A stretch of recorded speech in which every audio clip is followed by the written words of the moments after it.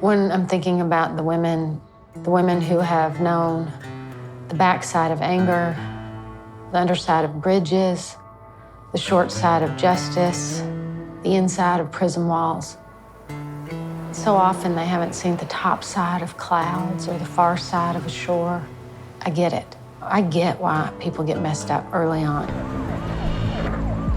When you're that young, you don't know what's happening to you, so you put a lot of it in the back of your head. Drugs are a great release. Running away is a great release. Both of those put you in the most vulnerable places for trafficking that you can imagine. I didn't know how to help them, but I knew I needed to try. When I started going down the streets where the women were turning tricks and sleeping in the alleys, there were these thistles growing everywhere, and they're considered a noxious weed. But they can grow through concrete, through chain-link fences, and they are determined and dogged to bloom. They're just like the women. They're just like me. They're survivors.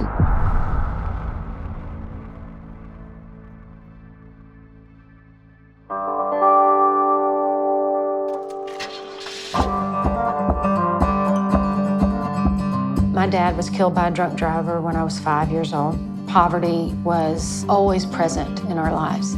And as long as I can remember, I felt bad for women who are on the streets. I just felt sick for them. Oh, dear Lord, I feel like I'm dying.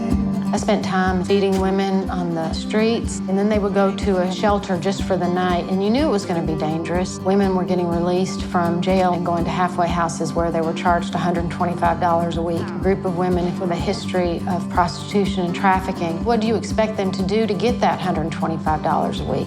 Oh, dear Lord, won't you point me to my grave? I would sit and talk with women and interview them, and most of the women first hit the streets between about the ages of 14 and 16 years old. Born into a dysfunctional family. By the time I was 14, I ran away and I started selling my body. Was jumping in and out of cars to support my drug habit. And that went on for quite a few years. Just didn't know a way out. Didn't know how to get back to my children, or I just thought that was the way I was gonna end my life. I thought I was just having this noble compassion for the women on the streets. Really, I was recognizing a lot of my own story. Oh my gosh.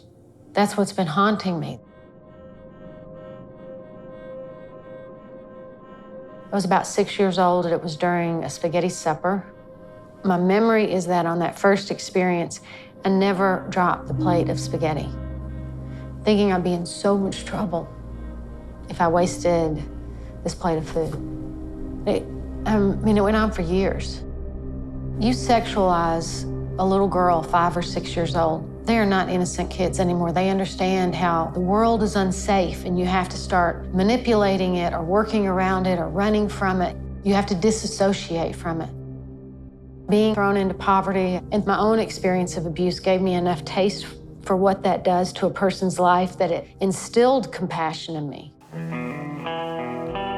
And going to shelters and seeing some of the abuse in halfway houses and seeing the absolute dysfunction within prison, I kept thinking what we need is just a beautiful home. What I really wanted was to say, you never have to go back to the streets. You never have to go back to prison. You never have to go back to an abuser in your life. When I started working with the women, they have felonies on their records and they were not getting hired. They're always going to go back to an old trick to get a child support payment made so they don't go back to jail. They'll do what they need to do. I said, look, some of the skills that kept you alive on the streets and kept you going, we can harness those and we can be a powerful company. We are going to make money. We're going to figure out how to do this. We knew we wanted to make something really healing for the body. I'll make a healing oil. It will be healing for me. As I'm making it, it'll be healing for you as the person consuming it. It'll be healing for everybody. That was the beginning of starting a business that was really not just healing, but life-saving. That looks good. Hi. This is the cafe. This is one of our newest justice enterprises we've started. And it's one of the most popular spaces in Nashville.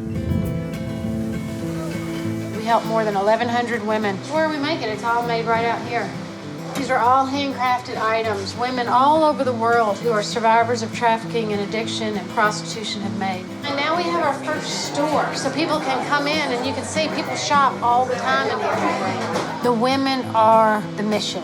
Whether we're making candles or soap, that's less important than that we're focusing on the women's healing and economic health so that they can do the work they need to do.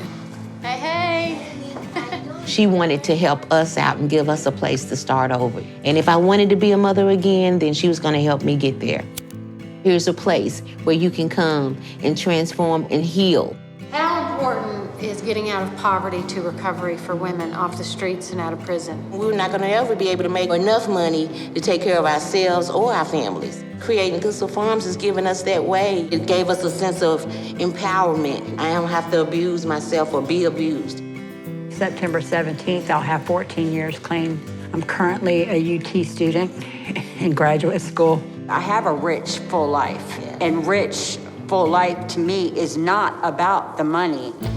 It's about how I'm able to raise my children, be a good wife, be a good employee, and how I'm able to give back to the community that saved my life. The best thing anybody can do is create the space and the time for people to do their own healing work. I'm not asking people to trust us when they come in. They probably shouldn't trust us after all they've been through. But if you have that time and the space, then love and trust comes. This is why I was born. And that's a great feeling.